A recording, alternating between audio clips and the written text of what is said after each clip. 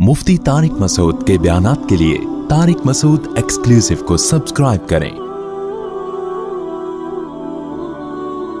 Tariq Masood exclusive.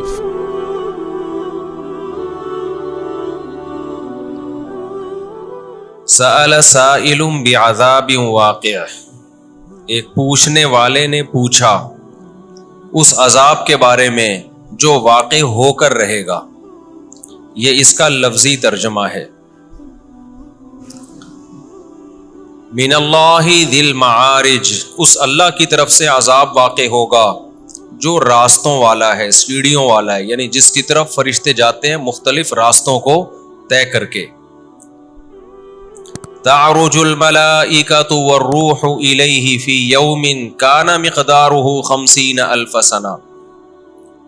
ये फरिश्ते और रूह यानी जिब्रील अलैहिस्सलाम उस अल्लाह की तरफ जाते हैं, बुलंदी की तरफ जाते हैं, और ये अजाब ऐसे दिन में वाक़े होगा कि एक दिन 50,000 सालों के बराबर होगा। फस्बिर सब्रन जमीला, बस ए मोहम्मद सल्लल्लाहु अलैहि वसल्लम आप सब्र जमील करें। सब्र जमील उस सब्र को कहते हैं जिसमें कोई शिकायत ना हो। आप पर मुख्तलिफ हालात आए ना, सब्र तो हर आदमी कर लेता है, लेकिन ऐसा सब्र जिसमें जबान से भी शिकायत ना हो, तो आप ऐसा सब्र करें।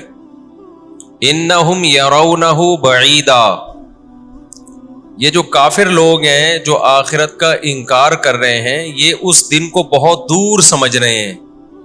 वनराहु करीबा, अल्लाह कहते हैं लेकिन हम देख रहे हैं कि वो बहुत करीब है, ज्यादा टाइम नहीं लगेगा इसमें। ये तो इन आयतों का लफ्जी तर्जमा हो गया। हुआ क्या, नबी सल्लल्लाहु अलैहि वसल्लम, देखें इस्लाम बार बार एक ही बात को रिपीट करता है, बार बार एक ही बात को रिपीट करता है कि इस कायनात, देखें इस्लाम के ना 2-4 ही टॉपिक हैं, उसी को रिपीट करता रहता है इस्लाम। पूरे कुरान में अलहम से लेके वन्नास तक वही है। बाकी तो ऑर्डर जो है ना, अहकाम, ये करो ये नहीं करो, वो ऑर्डर्स की आयतें कुरान में 1/3 भी नहीं है। यानी पूरे कुरान को आप एक तरफ रखें और उसमें वो आयतें जिनमें हमें कुछ करने का हुक्म दिया गया है, तो वो आयतें जिनमें हमें ऑर्डर्स दिए गए हैं, कुछ करने का हुक्म दिया गया है, जिसमें लॉ बयान किया गया है, वो बहुत थोड़ी हैं। वो क्या है? बहुत थोड़ी। कितने अहकाम है जो कुरान ने दिए, नमाज, ज़कात, हज, रोज़ा, वालिदैन की इताअत, फर्माबरदारी, रिश्तेदारी जोड़ना, और ऑर्डर्स में कुछ तलाक के हकाम अल्लाह ने खुद बयान कर दिए ताकि बाद में लोग उसमें इख्तिलाफ ना करें। वो अलग बात है, फिर भी लोगों ने कर लिया। अल्लाह ने खुद ही बयान कर दिए थे कि इसमें फड्डा ना हो, ये बहुत अहम मसाइल हैं। जैसे 3 तलाक को अल्लाह ने कह दिया, तीसरी के बाद रुजू नहीं है, ताकि बाद में फड्डा ना हो, लेकिन अहले हदीसों ने फड्डा डाल दिया, बोला 3 एक होती है, लेकिन कुरान में कहीं भी नहीं है। इसी तरह विरासत के हकाम अल्लाह ने खुद बयान कर दिए, क्योंकि इनमें बड़ी लड़ाइयां होती हैं ना। अब रफुल यदैन में तो कोई इतना बड़ा मसला थोड़ी है, कोई कर रहा है कोई नहीं कर रहा है। कोई कर रहा है तो आपके पैसे थोड़ी जा रहे हैं जेब से, कोई नहीं कर रहा है तो भी आपकी जेब से पैसे, बोलो ना, नहीं जा रहे, तभी इस पे कोई जंगें नहीं होंगी। हाँ, यूट्यूब पे एक दूसरे को चैलेंज बाजियां, मुनादरे बाजियां, बस यही होगा। विरासत के मसलों में अगर मसाइल खड़े होते, करोड़ों करोड़ों की जायदादें हैं, उसमें आपका हिस्सा बन रहा होता 1 करोड़ का, लेकिन वो हदीस ज़ईफ होती ठीक है। कुछ कह रहे होते ये सही है, कुछ कह रहे होते ये ज़ईफ है, अब इख्तलाफ हो जाता। आप बोलते यार ये सही है। बाज हदीसों में इख्तलाफ भी ऐसे हैं सही और ज़ईफ होने में कि उसको भी हल करना पॉसिबल नहीं है, क्योंकि उनमें मुहद्दिसीन ही का इख्तलाफ होता है। तो अब उसमें इख्तलाफ रहेगा, वो खत्म नहीं हो सकता।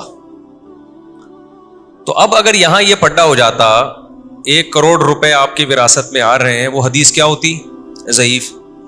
बीवी का हिस्सा जिस हदीस में आया होता वो हदीस सही होती, लेकिन सहाबी का फतवा उसके खिलाफ होता, हम कंफ्यूज हो जाते।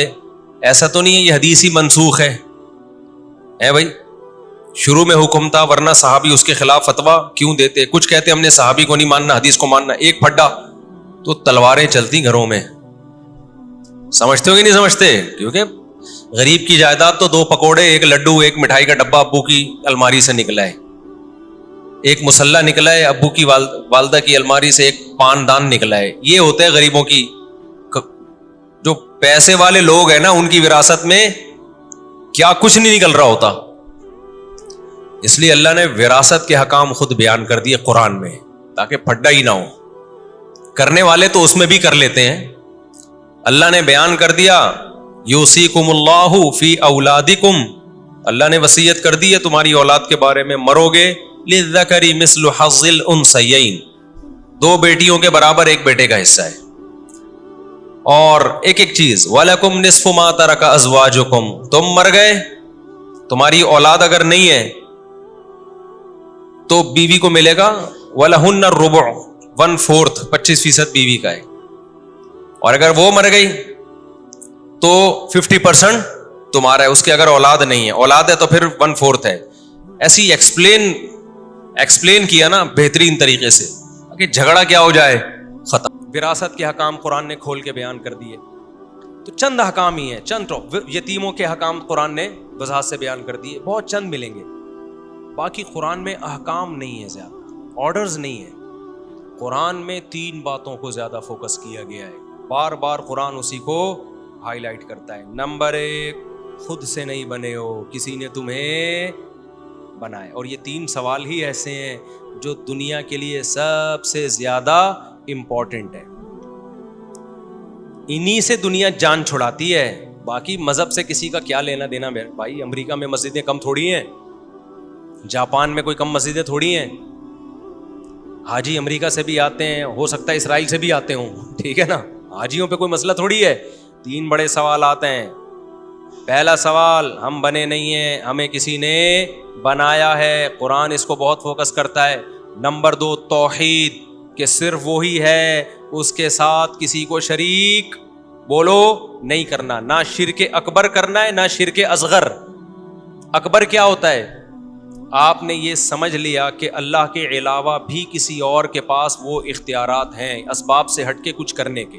دیکھو دنیا میں جو بھی کچھ کرتا ہے نا، کوئی لاجک ہوتی ہے اس کی تو کام کر لے گا، کوئی سبب نہ ہو تو کام نہیں کرے گا. ڈاکٹر نے آپریشن کرنا ہے، کینچی ہوگی تو کاٹ دے گا، کینچی نہیں ہے تو پھونکے لگا کے کاٹے گا وہ. شرک اکبر تو یہ ہے کہ آپ نے یہ یقین کر لیا، عقیدہ رکھ لیا کہ یہ فلاں شخص میری بگڑی بنا سکتا ہے، اسباب سے ہٹ کے کام کر سکتا ہے. جیسے میں مثال دے رہا تھا، ڈاکٹر نے کینچی استعمال کیے بغیر آپریشن نہیں کر سکتا، انسٹرومنٹ، اسباب اختیار کرنے پڑیں گے. اسباب سے ہٹ کے دنیا میں کوئی بھی کوئی کام نہیں کر سکتا. اس کے اللہ نے اختیارات کسی کو دیے ہی نہیں ہیں. آپ کہہ سکتے ہو، بار بار میں یہ مثال دیتا ہوں، معجزہ پھر کسے کہتے ہیں؟ نبی نے تو یہاں سے چاند کے 2 ٹکڑے کر دیے، اس کی کوئی سائنٹیفک لاجک ہے؟ نہیں ہے. تو خوب سمجھ لو، نئے لوگ آتے ہیں نا، اس لیے ایک موضوع کو ریپیٹ کرنا پڑتا ہے بار بار. معجزہ نبی کا عمل نہیں ہوتا. معجزہ کس کا عمل ہوتا ہے؟ اللہ کا. نبی نے چاند کے 2 ٹکڑے نہیں کیے ہیں. کس نے 2 ٹکڑے کیے ہیں؟ اللہ نے کیے ہیں. اس کی دلیل یہ ہے کہ موسیٰ علیہ السلام لاٹھی کو پھینکتے تھے، سانپ بن جاتی تھی نا، تو موسیٰ تھوڑی بناتے تھے. اگر موسیٰ علیہ السلام کو یہ اللہ نے اختیار دے دیا ہوتا کہ جب چاہے لاٹھی کو سانپ بنا لیں، تو پھر موسیٰ علیہ السلام کو تو پہلے اللہ نے پوچھا یہ تیرے دائیں ہاتھ میں کیا ہے؟ حضرت موسیٰ نے کہا لاٹھی. اللہ نے کہا اس کو ڈال زمین پہ. جب ڈالا ہے سانپ بن گئی. موسیٰ علیہ السلام دوڑ گئے، خوف سے بھاگ گئے، فرار ہو گئے وہاں سے. اللہ نے کہا واپس پلٹو، اس کو پکڑو، اس لاٹھی کو، میں دوبارہ اس کو لاٹھی بنا دوں گا. تو سانپ بھی اللہ بنا رہا ہے، اس سانپ کو لاٹھی بھی کون بنا رہا ہے؟ اللہ بنا رہا ہے. اگر حضرت موسیٰ نے خود بنایا ہوتا تو فرار تھوڑی ہوتے وہاں سے ڈر کی وجہ سے. تو پیغمبر کا ہاتھ استعمال ہو رہا ہے، کام کون کر رہا ہے؟ اللہ. اور پیغمبر کے پاس اختیارات بھی نہیں ہیں کہ جب چاہیں کر دیں. اللہ نے نبی کو کہہ دیا کہ آپ چاند کی طرف اشارہ کریں، میں 2 ٹکڑے کر دوں گا. اللہ نبی کو نہ کہتے، 100 دفعہ بھی کوئی بھی چاند پہ 100 دفعہ اشارہ کرتے، کچھ بھی نہیں ہوتا چاند کو. سمجھتے ہو کہ نہیں سمجھتے؟ موسیٰ علیہ السلام جب دریا کے کنارے آ کے رک گئے ہیں، پیچھے سے فوجیں آ رہی ہیں فرعونیوں کی، حضرت موسیٰ پریشان، اب کیا ہوگا؟ اللہ نے کیا کہا؟ اس لاٹھی کو آپ پانی پہ ماریں، میں 12 ٹکڑوں میں تقسیم کر دوں گا. تو لاٹھی سے جو سمندر ٹوٹ رہا ہے, ٹکڑے ہو رہا ہے, وہ کون کر رہا ہے؟ اللہ. تو معجزہ اللہ کا عمل ہوتا ہے. پیغمبر کی طرف اس کی نسبت مجازی ہوتی ہے, مجازن نسبت کر دی جاتی ہے. حقیقت میں پیغمبر کے پاس اختیارات نہیں ہوتے کچھ کرنے کے, سمجھتے ہو. اسی طرح کرامت جو بزرگوں کی ہوتی ہے وہ بھی کرتا اللہ ہے. بزرگوں کے پاس اختیارات نہیں آ جاتے, لہذا مانگا بزرگوں سے نہیں جائے گا, نہ پیغمبروں سے. مانگا کس سے جائے گا؟ اللہ سے. آپ کہہ سکتے ہیں نا فلاں بزرگ کے ہاتھ پہ یہ ہو گیا, مردہ زندہ ہو گیا, فلانا ہو گیا. بھائی وہ اللہ کر رہا ہے نا, تو مانگا کس سے جائے گا؟ اللہ سے. بعض لوگ یہ بھی کہتے ہیں فرشتے جب بارش برساتے ہیں, فرشتوں سے اتنا کام, تو پیغمبر سے کیوں نہیں ہو سکتا؟ فرشتے بھی بارش نہیں برساتے. کون برساتا ہے؟ اللہ. اللہ ان کو استعمال کرتا ہے کاموں میں. جیسے قلم ہمارے ہاتھ میں ہوتا ہے تو ہم قلم کو استعمال کر کے لکھتے ہیں, قلم کی اپنی مرضی نہیں ہوتی, کبھی ادھر گھما رہے ہیں کبھی ادھر گھما رہے ہیں. تبھی آپ نے خط لکھوانا ہو, کوئی لیٹر لکھوانا ہو, تو قلم سے نہیں کہا جاتا, جس کے ہاتھ میں قلم ہو اس سے کہا جاتا ہے. قلم سے آپ کہیں گے بھائی, وہ کہے گا بھائی میں تو کسی اور کی انگلیوں میں ہوں, جدھر وہ گالیاں لکھ کے دے دے یا دعائیں لکھ کے دے دے. تبھی کوئی بیوقوف قلم سے نہیں کہتا, پین سے نہیں کہہ رہا ہوتا لکھ, ہمیشہ کہا کس سے جاتا ہے؟ کاتب سے کہا جاتا ہے. تو پیغمبروں کے معجزے اور بزرگوں کی کرامتیں دیکھ کر بزرگوں یا پیغمبروں سے مانگنا شروع کر دینا, یہ شرک ہے. اور ان کرامتوں کا انکار کرنا یہ اللہ کی قدرت کا انکار ہے. یہ بھی ایک طرف انتہا ہے. بعض لوگ کرامت ہی کے وجود کے منکر ہو جاتے ہیں. کسی بزرگ کی کرامت اگر مستند ذریعے سے ثابت ہو, مستند باوثوق ذرائع سے ثابت ہو, پھر اس کا انکار نہیں کرنا چاہیے آپ کو, کیونکہ کرامت کا انکار اصل میں کس کا انکار ہے؟ خدا کی قدرت کا انکار ہے. دو انتہائیں چل رہی ہیں آج کل. بعض لوگ کہتے ہیں بزرگوں کی کرامتیں ورامتیں کس سے کہانی ہے؟ تم نے دیکھے ہی نہیں بزرگ, نہ بزرگوں کی کرامتیں دیکھی ہیں. تمہارے یہاں بزرگ ہوتے ہی نہیں ہیں, تمہیں کس سے کہانی ہے؟ ہم نے تو بزرگ بھی دیکھے, ان کی کرامتیں بھی دیکھی ہیں, تو ہمیں کس سے کہانیاں نہیں. لیکن ہم بزرگوں کو مانتے نہیں ہیں کہ ان سے مانگنا شروع کر دیں. ہمیں پتہ ہے ان بزرگ کے ہاتھ پہ کوئی کرامت ہو رہی ہے تو کرنے والا کون ہے؟ اللہ. اور ہم تو اپنے بزرگوں کی جو ہم نے کرامتیں دیکھی بیان بھی نہیں کرتے. ہم سمجھتے ہو کہ نہیں؟ کیونکہ عوام کی مینٹل لیول سے اوپر کی چیزیں ہیں. ورنہ ہم جن بزرگوں کے یہاں رہے ہیں نا, ان کی کرامتیں بیان کر دیں تو یا تو تم ہمیں جھٹلاؤ گے یا تم بولو گے احساس کمتری میں جاؤ گے. ٹھیک ہے نا, کہ تم لوگ کیا بزرگ ہی نہیں ہوتے. تو دو انتہائیں چل رہی ہیں. کچھ ایک قوم تو ایسی ہے جنہوں نے بزرگوں کی کرامتوں میں ہی دین کو سارا رکھ دیا ہے, اور کرامتیں بھی ایسی ایسی لا رہے ہیں جن کا وقوع ممکن ہی نہیں ہے, یعنی جو کوئی مستند ذریعے سے ثابت ہی نہیں ہے. وہ ایسی ایسی, ابھی چاند پہ پہنچایا تھا نا کسی نے غوث اعظم کو, کوئی مستند ذریعے, کوئی کتاب میں نہیں ہے یہ واقعہ, کوئی مستند ذریعے سے ثابت نہیں ہے. ایک تو چاند پہ جا رہے ہی نہیں ہو تم لوگ, اوپر سے ایسے ایسوں کو پہنچا رہے ہو جو اس الزام سے کیا ہیں, بری ہیں. تو ایک یہ شرک ہے. دوسرا شرک کیا ہوتا ہے کہ اللہ کے حکم کے مقابلے میں کسی کے حکم کو فالو کرنا. یہ شرک اصغر ہے. یہ مارکیٹ میں بہت ہول سیل کے حساب سے چل رہا ہے. تو اللہ نے دونوں کی نفی کی ہے. اللہ نے کہا جب میں خدا ہوں تو ماننی کس کی ہے؟ میری. ہم کلچر کو خدا مانتے ہیں, اللہ کو خدا نہیں مانتے. افرأیت من اتخذ الہہ ہواہ, اے مخاطب کیا تو نے دیکھا جس نے اپنی خواہشات کو خدا بنایا ہوا ہے. اپنی خواہشات سے پوچھتا ہے کہ کیا دل چاہ رہا ہے. خواہشات کہتی ہیں پینے کا دل چاہ رہا ہے, شراب پینے کا, چل بھائی پی لیتے ہیں. خواہشات کہتی ہیں چوری کا دل چاہ رہا ہے, چل بھائی چوری. خواہشات کہتی ہیں انٹرنیٹ پر فحش فلمیں دیکھنے کا دل چاہ رہا ہے, چل بھائی یہ خواہش پوری کرتے ہیں. تو اس کا خدا اللہ ہے یا خواہشات ہیں؟ غلام کی اپنی مرضی چلتی ہے. آپ کسی آفس میں بیٹھے ہو, آپ کو تنخواہ بھی ملتی ہے, آپ کا ایک باس بھی ہے. باس نے آپ کو کہا کہ یار ایسا کر 2 دودھ پتی بنا کے لا. آپ دودھ پتی کے بجائے آپ گرین ٹی بنا کے لے آئے. وہ کہا بھائی تو گرین ٹی نہیں, میں نے تو تیرے کو دودھ پتی بولا تھا. آپ کہا سر میرا جو دل چاہ رہا ہے نا وہ گرین ٹی کا چاہ رہا ہے, 1 کپ آپ پئیں گے, 1 کپ میرا جو دل چاہتا ہے میں تو وہی کرتا ہوں. لیکن سر آپ میرے باس ہیں. باس اور سنائیں کیسے ہیں آپ. ہو سکتا ہے باس ایک دفعہ برداشت کر لے, اس کے بعد باس نے کہا ایسا کر نہاری لے کر آ, اپنے لیے بھی 2 روٹی لیا, آج تجھے بھی ساتھ بٹھا کے کھاؤں گا. آپ بریانی لے کر آ گئے. باس کہہ رہے میں نے تجھے بریانی نہاری بولا تھا. آپ کہ سر میرا جو دل چاہ رہا ہے نا, نہاری تو رات میں نے کھائی ہے, مفتی صاحب کی ویڈیو دیکھی تھی, میرا دل چاہ میں کھا لوں, تو رات تو میں کھا چکا ہوں, اب میں کیا کھاؤں گا؟ بریانی. باس کہے گا ایسا کر یا تو میری کرسی پہ آ کے بیٹھ جا یہی کہے گا نا, یا مجھے باس کہنا چھوڑ دے, یہ تکلف نہ کیا کر. تو ہم بھی یہی کچھ کر رہے ہیں اللہ کے ساتھ. زبان سے کہتے ہیں لا الہ الا اللہ, بچہ پہلا جملہ ہمارے یہاں سیکھتا ہے لا الہ الا اللہ, کوئی معبود نہیں ہے, غلامی کے لائق صرف اللہ ہے. اس کے بعد سارا دن مانتے کس کی ہیں؟ اپنی. اللہ نے کہا فجر کی نماز پڑھو, میں نے کہا دل نہیں چاہ رہا یار. آج میرے ایک پرانے دوست آئے, بڑے پکے نمازی تھے, میں نے کہا 5 نمازیں پڑھو, کہہ رہے 4 پڑھ رہا ہوں, 5ویں نہیں ہو پا رہی, فجر نہیں ہو پا رہی.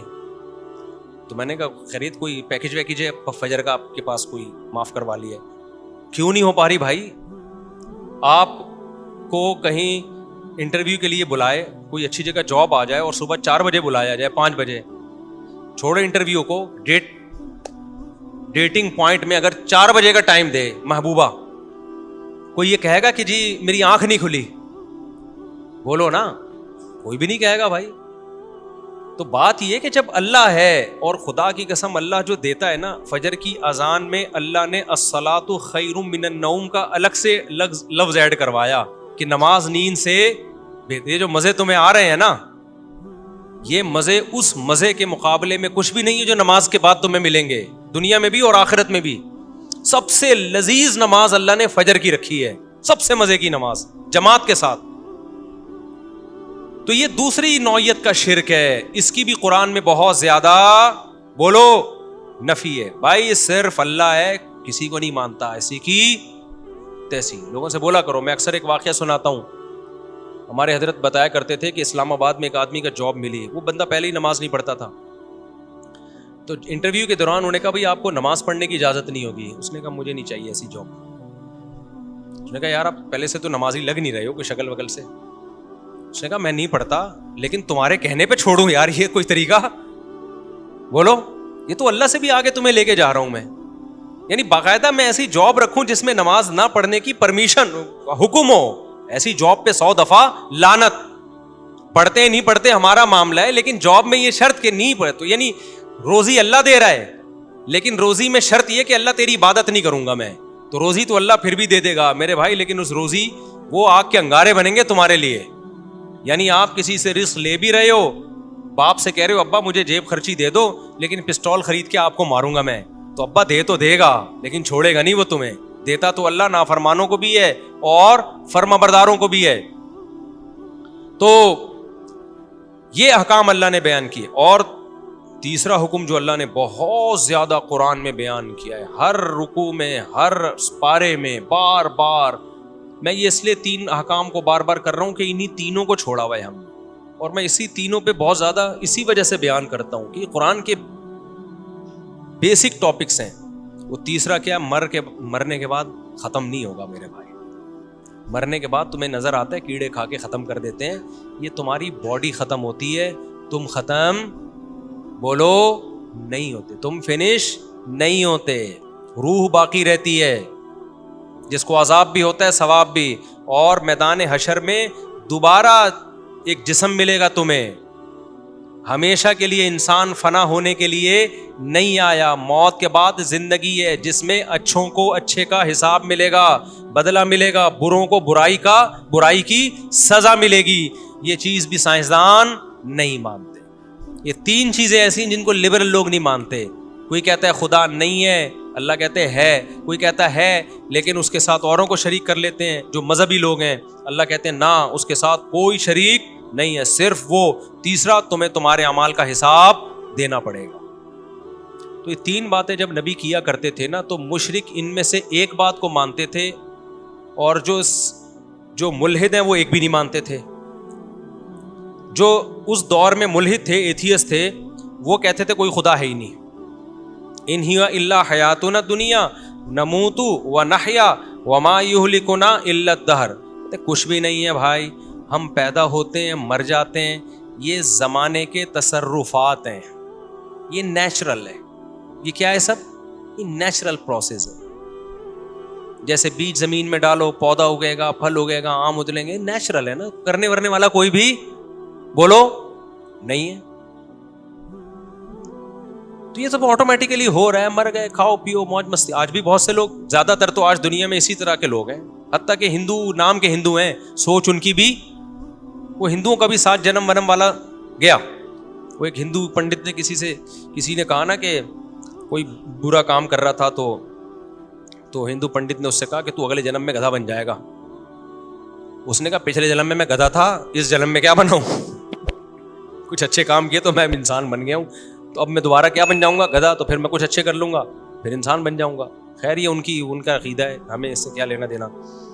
تو ان کا یہ کہ 7 جنم ہوتے ہیں, لیکن اب دنیا میں لوگ اس کو, کیونکہ کسی مستند کتاب سے ثابت نہیں ہے وہ, تو جو ملحد تھے وہ کہتے تھے ان ہی الا حیاتنا الدنیا, صرف ایک دنیا کی زندگی ہے, مرتے ہیں پیدا ہوتے ہیں, زمانے کے تصرفات ہیں اور کچھ بھی نہیں ہے.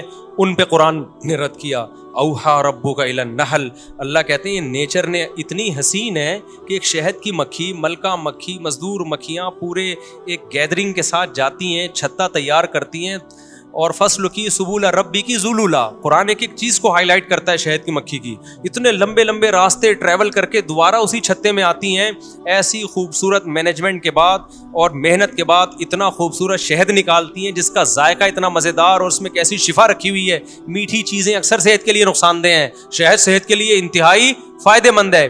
اللہ کہتے ہیں یہ فطرت کی بیوٹی نہیں ہے, یہ اس خدا کی کمال ہے جس نے اس فطرت میں حسن ڈالا ہے. حسن آٹومیٹیکلی نہیں آتا. کبھی دیکھا دلہن بیٹھے بیٹھے تیار ہو گئی, بیوٹی پارلر جائے گی 2 گھنٹے ڈسٹمپر کے ڈبے خالی ہوں گے. اب تو ایسے بیوٹی پارلر آ گئے ہیں تو اربوں روپے چھاپ رہے, مرد تیار کر رہے ہیں دلہنوں کو. یہ تو بڑی بغیرتی کی بات ہے یار. اور ایسی بیوٹی, ہمارے ایک رشتے دار بتایا کرتے تھے امریکہ تو بہت ایڈوانس ہے بھائی بیوٹی پارلر میں. ابھی خیر میں اب بیوٹی پارلر کے قصے لے کے نہیں بیٹھوں گا آپ کے سامنے. تو ایک بات کہنے دو, بیوٹی پارلر جانا عورتوں کا کام ہے, آدمیوں کا کام. بولو میں بغیر بیوٹی پارلر گئے 4 ہو گئی یار, تو اس کا مطلب بیوٹی پارلر جانا ضروری نہیں ہے. ہم آپ کے سامنے مثال بیٹھے ہوئے ہیں, تو اللہ کا شکر ہے ہم تو کبھی نہیں گئے. نہائے ڈیٹول سے نہائے اس دن جس دن ہماری شادی تھی, بس اس سے زیادہ کی ضرورت. پان گٹکا نہ کھاؤ, دانت صاف رہے ہیں آپ کے, صحیح ہے نا. پان گٹکا کھاؤ گے تو پھر تیزاب سے کلیاں کرنی پڑیں گی شادی سے پہلے. تو آدمی جاگنگ کرتا ہوا, گھڑ سواری کرتا ہوا, سوئمنگ کرتا ہوا, تیر اندازی کرتا ہوا, ان کاموں میں جم میں اچھا لگتا ہے, محنت کرتا ہوا, سمجھتے ہو. اور فزیکل فٹنس کا خیال رکھو, توند نہ نکلنے دو, وزن نہ بڑھنے دو. بھائی یہ 2-4 چیزیں اگر آپ آڑے ترچھے ہو گئے, یہاں سے توند, یہاں سے ایک الگ سے 2-3 چیزیں جو ہوتی ہیں, سب میں چیزیں دائیں بائیں نکل رہی ہیں. بیوٹی پارلر تمہیں کیا بنا دے گا یار, وہ تو تھوڑا سا چہرے پہ تھریڈنگ ٹائپ کی چیزیں ہوتی ہیں وہ کر دے گا, عجیب سچ بنا کے نکال دیتا ہے بندے کو. وہ آدمی نہیں لگ رہا ہوتا. پھر بھی میں نہیں کہہ رہا چلو گئے ہو تو تھوڑا سا بس کو بولو یار تھوڑا سا ریگ مال سے کیا کر دے, گھسائی کر دے, اتنا کافی ہے, زیادہ نہ فری کراؤ. تو آدمی ہینڈسم اچھا لگتا ہے. بیوٹی کس کی ہے, یہ عورتوں کا کام ہے. او من ينشأ في الحلیہ وهو في الخصام غیر مبین. اللہ کہتے ہیں عورت زیورات میں پلتی ہے. تو خواتین کے لیے ٹھیک ہے بیوٹی پارلر, آدمیوں کے لیے ٹھیک نہیں ہے. تو یہ ٹاپک قرآن نے بہت زیادہ بیان کیا ہے کہ اگر یہ آٹومیٹیکلی ہوتا. آج میں جو سورہ فرقان ہے نا, سورہ فرقان پڑھ رہا تھا, هو الذی خلق من الماء بشرا فجعله نسبا وصہرا. یہ آیت مجھے بڑی پیاری لگتی ہے, بڑا مزہ آتا ہے اس کو پڑھنے میں. سورہ فرقان پڑھا کرو, بہت مزہ آئے گا. تبارک الذی نزل الفرقان علی عبدہ لیکون للعالمین نذیرا. ایسے انداز سے شروع ہوتی ہے نا, ایسا انداز ہے شروع میں انسان کو ہلا دیتی ہے. بہت برکت والی ہے وہ ذات جس نے اپنے ایک بندے پر الفرقان, حق اور باطل میں دودھ کا دودھ اور پانی کی طرح فرق کرنے والی کتاب پیدا کی ہے, کانسیپٹ کو کلیئر کرنے والی کتاب پیدا کی, الفرقان. لیکون للعالمین نذیرا, تاکہ وہ ایک یتیم پیغمبر, یتیم محمد صلی اللہ علیہ وسلم سارے جہانوں کے سارے انسانوں کو اللہ کے خوف اور اللہ کے عذاب سے ڈرا دے. کیا ڈرائے؟ کہ تم سب آزاد نہیں ہو, تم میں ہر شخص سے اپنے اعمال کا حساب دینا پڑے گا. اس پیغام کو لے کے محمد صلی اللہ علیہ وسلم مکہ میں آئے, اور ایک یتیم پہ اللہ کہتے ہیں ہم نے قرآن اس لیے نازل کیا تاکہ یہ یتیم ساری دنیا کے سارے انسانوں کو بتا دے کہ مرنے کے بعد ختم نہیں ہونا, مرنے کے بعد حساب و کتاب دینا ہے. کیا جلال ہے یار اس ایک آیت میں. اور نازل کب ہو رہی ہے؟ مکہ میں, جب 4 آدمی بھی مسلمان نہیں ہوئے تھے. اور ایسے یتیم پہ نازل ہو رہی ہے جو نہ لکھنا جانتے اور نہ پڑھنا جانتے. کیا کانفیڈنس ہے یار, کیا کانفیڈنس ہے. اگر کوئی اس وقت ہوتا وہ کہتا بھائی تمام جہان آپ ایک مکہ میں یتیم, کوئی جانتا آپ کو ہے نہیں, قافلے یہاں سے نہیں گزرتے, نہ پانی ہے نہ گھاس ہے, اور بات کیا کر رہے ہو ساری دنیا کے سارے انسان. اللہ کہتا ہے وہ برکت والی ذات ہے جس نے قرآن کو نازل کیا, اس قرآن کے ذریعے ہی پھیلا دے گا اللہ. اور آج پھیلا دیا نا پوری دنیا میں. دنیا میں کوئی ایک چپا ایسا نہیں ہے جہاں قرآن پڑھا نہ جاتا ہو. دنیا میں سب سے زیادہ نام اللہ کا لیا جاتا ہے. اذانیں دیکھو پوری دنیا میں پھیل چکی ہیں,